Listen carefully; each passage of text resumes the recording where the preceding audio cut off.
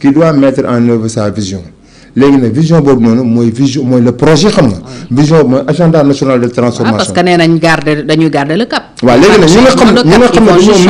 nga xam ne dañoo maîtriser projet bi. ñu nga toog assemblée nationale. di xoolal président de la république di xoolal président de la république. mise en œuvre bi ndax mi ngi jaar yoon. donc boo xoolee ba xool en tout cas si nous le regardons positivement day mel ni Ousmane Sonko njëriñ bi mu nar a amal président de la république bu nekkee président assemblée nationale mën naa gën a important même. njëriñ bi mu amoon bi mu nekkee premier ministre. kon yaakaaroo ñu jëm ci confrontation. donc confrontation wala pour man crise même. non en tout cas bon loolu laa doon wax au début su fekkee ne rek seen diggante la ñoom ñaar mooy rôle président assemblée ak rôle président de la république man gëm naa ne assemblée nationale liggéeyam lay def mais nekkul ne day ñëw pour cokkaas gouvernement. wala pour indil gouvernement bi ay problème man góob ma ne Ousmane Sonko nekk na ci loolu. góob ma ne député yi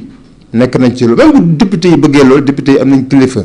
te kilifa bi moom. li mu bëgg mooy moom moo waxoon ne Diomaye mooy Sonko voté leen Diomaye donc responsabilité la moom moo nekkoon premier ministre ba léegi boo xoolee affaire yi di am nii présentement sax lépp presque si moom la commencé woon bi mu nekkee premier ministre boo xoolee Al Amine ñëw na ñu koy ñaanal mu réussir mais xam nga tegagul jéego moom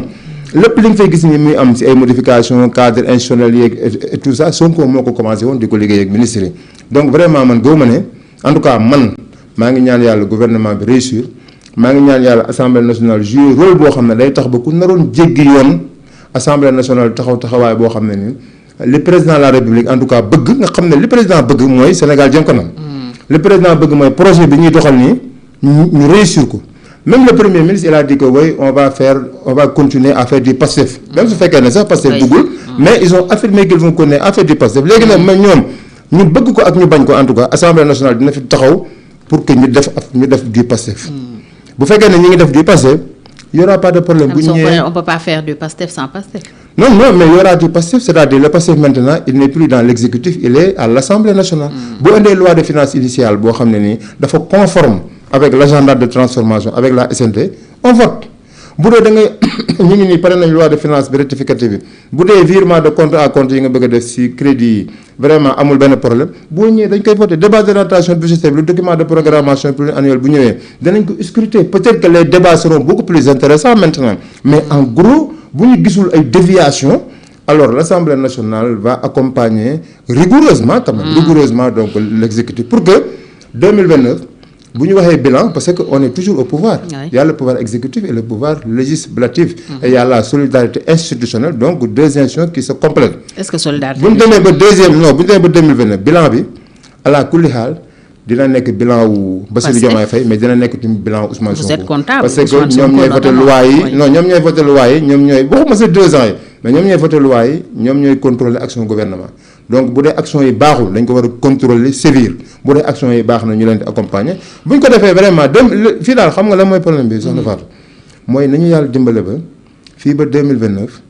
crise institutionnelle bañ am Sénégal di dox comme ni ko Ousmane Sonko bëggee woon bi mu nekkee premier ministre Sénégal tegu ci yoon boobu noonu ba 2029 ba nga xam ne ni Ousmane Sonko bu nekkee candidat bu jëlee réew mi du fi fekk comme li fi Macky Sall bàyyil Diomaye mais dina fekk réew moo xam ne au moins jot nañu def ay jéego yu considérable lépp tegu na ci raay yi alors jàppaloo confrontation mais am na acte bu ñu posé ñoom il y a quelques jours ñu bëri dañu jàpp ne ci logique confrontation la ñu nekk mooy président dafa saisir le conseil constitutionnel pour avis ci ay avant projet yoo xam ne publié na ko sénégalais yëpp gis ko conseil constitutionnel jox ko avis wam daal di def ay corrections rectificatives lii bindee ko nii lii dindi ko parce que c'est pas conforme à l'esprit de la constitution wax ko daal li mu xalaat ci loolu yépp ne ko boo defee lii ay la yéwén mën ngaa tëgg say projet def ay réformes institutionnelles ou constitutionnelles ñu xëy gis assemblée nationale génne benn communiqué yëgal ñu ci 2 ou 3 paragraphes yi njëkk que ni ñaari député yu nekkoon vice-président démissionné nañu yëgal ñu ci suuf le même communiqué ne que dañuy def proposition de loi de réforme de la constitution ndax ne ñu tam dafay intégrer toutes les observations yi conseil constitutionnel defoon ci décision bi nga xam ne génne woon na ko muy avis bi ko président laajoon loolu jaaxal ñëpp mu mel ni dañuy court-circuiter le président ndax dafa am luñ ci njàmbaas leneen parce qu'on parle aussi de fonds politique et le même jour gis nañu ay sorties de députés très proches de Ousmane Sonko di fàttali ni fonds politique yi loolu lañ ci waxoon mooy que dañ koy fexe mu am traçabilité contrôler ko et est-ce que tam du ci loolu la ñu bëgg a jëm ak moom mais lu ci mën a doon le fait que ñu jël ay avant projet wu président bëgg ko def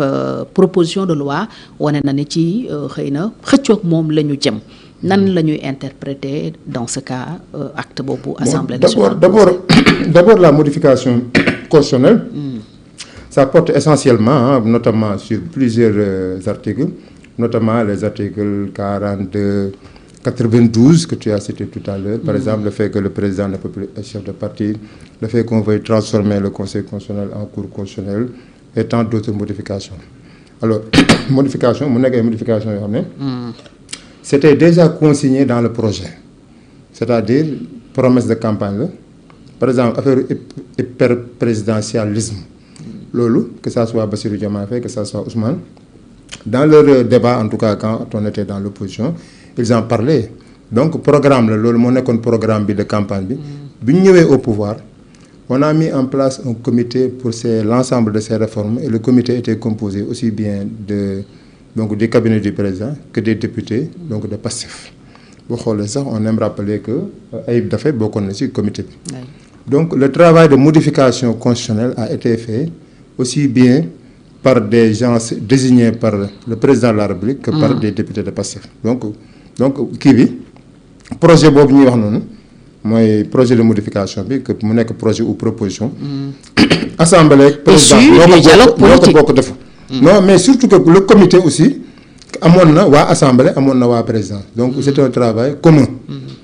donc soyons clairs ce n'est pas un travail du président xam nga en général projet de loi yi. loolu président wax na ko d'ailleurs ci grande interview bi leeral la ko. waaw mais xam nga des fois projet de loi yi day nekk initiative bu président peut-être sa député yi xamuñu sax lu muy def par exemple il donne à son conseil juridique mu defal ko benn. mais yii wax na ne ils ont travaillé ensemble loolu mooy première chose. deuxième chose mooy que aussi dañu waxoon ne. Avant le premier trimestre, avant la fin du premier trimestre 2026, président dafa annoncé woon ci discours à la nation au 31 décembre que avant la fin du premier trimestre réforme yooyu yëpp dina ko yóbbu assemblée nationale. Alors on s'est rendu compte que passé nañu premier trimestre te réforme yi kenn yóbbu ko assemblée nationale. Troisièmement mooy yoon may na assemblée nationale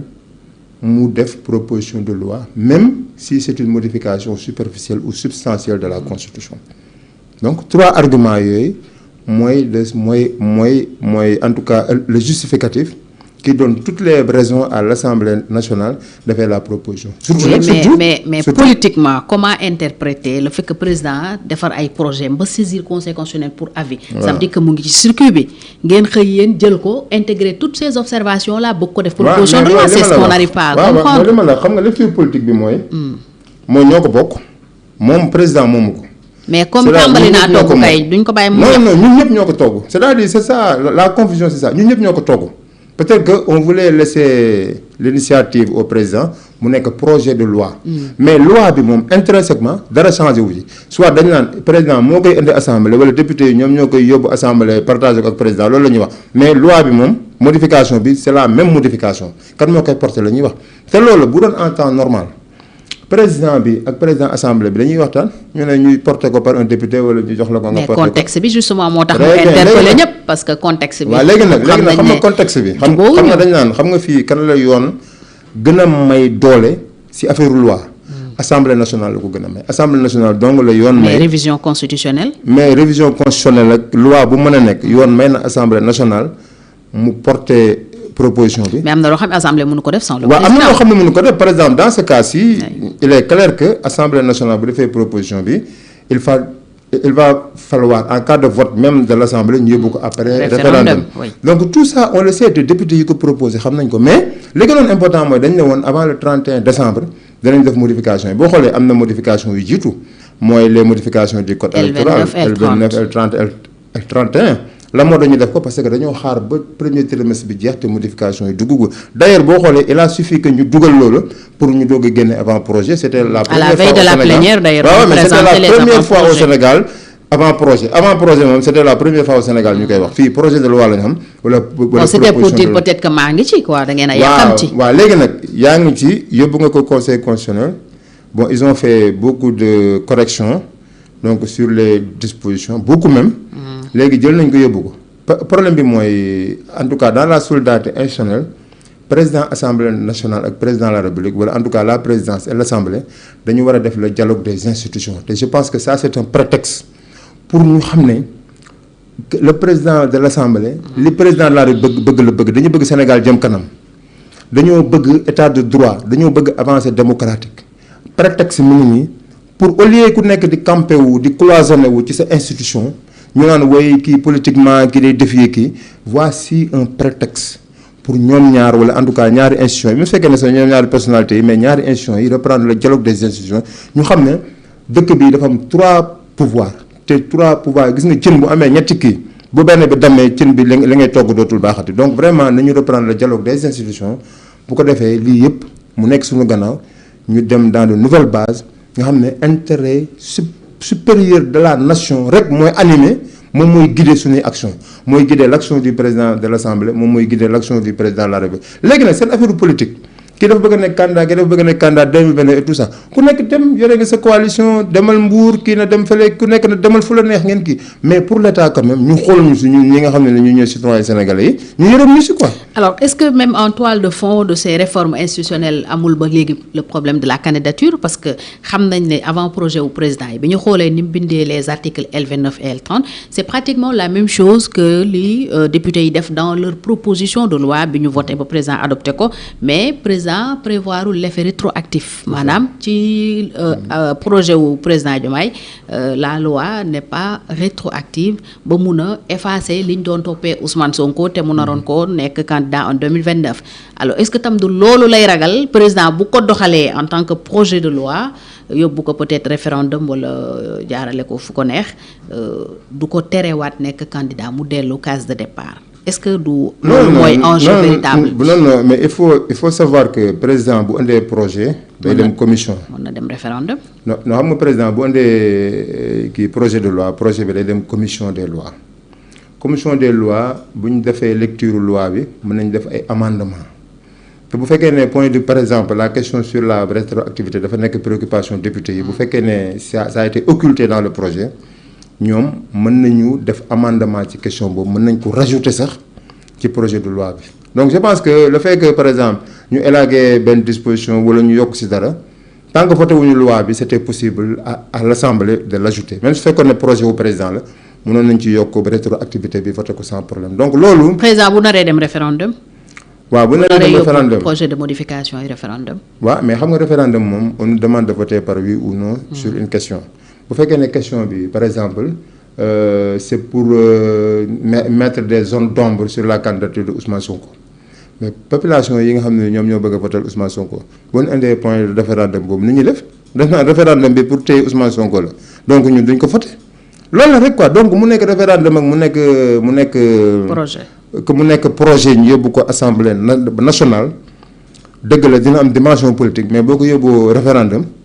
par exemple moi je veux que Ousmane Sonko soit candidat en 2029 boo yóbboo référendum question bi ma gis si wala en tout cas juristes yi wax ne lii bu ñu ko voté Ousmane Sonko di nekk candidat man su ma ñëwee noonu laay voté donc loolu aussi il faut ñu tenir ci compte te su boobaa yaakaar naa ne 54% yi mën nañoo voté noonu. kon jàpp ngeen ne ba léegi yéen vous pesez 54%. non plus même. fi mu toll nii tembe nii. une majorité a tendance à s'effriter hein. non xam nga tant que Ousmane était à la primature.